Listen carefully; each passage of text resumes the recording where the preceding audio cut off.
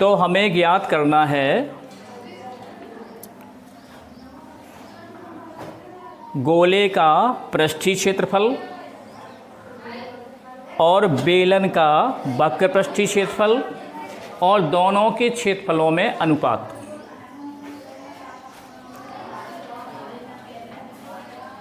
तो पहले तो इसमें ये देखेंगे कि इसकी त्रिज्या बेलन की, गोले की त्रिज्या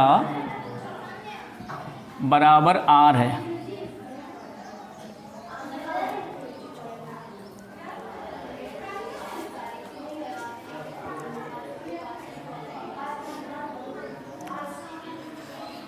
तो r इकाई कहेंगे, सेंटीमीटर इसमें कुछ दिया नहीं है तो r इकाई मान लो। तो गोले की त्रिज्या ये यहाँ से लेकर के ये यहाँ तक या यहाँ तक ये कितनी होगी r। तो देखो ये बराबर ये और एक वर्गाकार आकृति बन रही। तो सामने की भुजाएं आयत या वर्ग बनेगा तो सामने की भुजाएं कैसी होंगी? समान। तो यदि ये r है तो बेलन की त्रिज्या भी r होगी।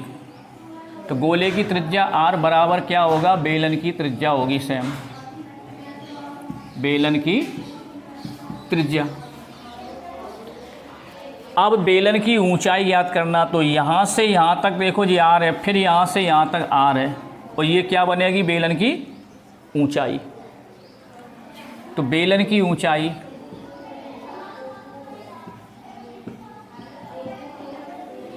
h क्या बनेगी? r प्लस r बराबर 2r।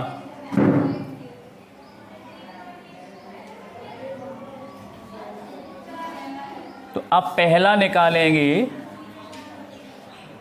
गोले का पृष्ठीय क्षेत्रफल। गोले का पृष्ठीय क्षेत्रफल।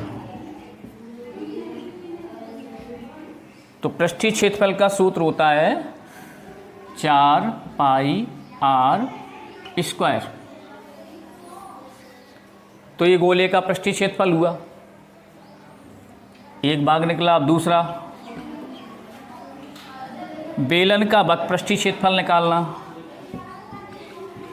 तो बेलन का वक्र पृष्ठीय क्षेत्रफल। तो बेलन के वक्र पृष्ठीय क्षेत्रफल का सूत्र होता है 2 पाई r h। तो h यहाँ दी है कितनी? ऊंचाई कितनी है? 2r। 2 पाई r तो r ही है, h की जगह कितने रखेंगे? 2r। इनका गुणा करेंगे, 2 दूनी 4 पाई r स्क्वायर। तो बेलन का वक्र पृष्ठीय क्षेत्रफल हो गया 4 पाई r स्क्वायर। गोले का भी आया था 4 पाई r स्क्वायर। दोनों समान है। अनुपात निकालना दोनों में, तीसरी शर्त।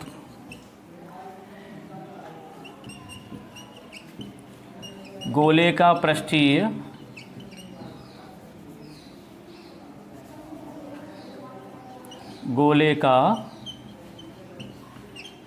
पृष्ठीय क्षेत्रफल बटे, अनुपात माने बटे, बेलन का वक्र पृष्ठीय क्षेत्रफल बराबर। तो गोले का पृष्ठीय क्षेत्रफल 4 पाई r स्क्वायर बटे बेलन का वक्र पृष्ठीय क्षेत्रफल 4 पाई r स्क्वायर। दोनों से कटेंगे एक, तो कितना आया ये? 1 अनुपात 1 के बराबर हुए यहाँ 1/1। तो 1 अनुपात 1 ये हो गया उत्तर।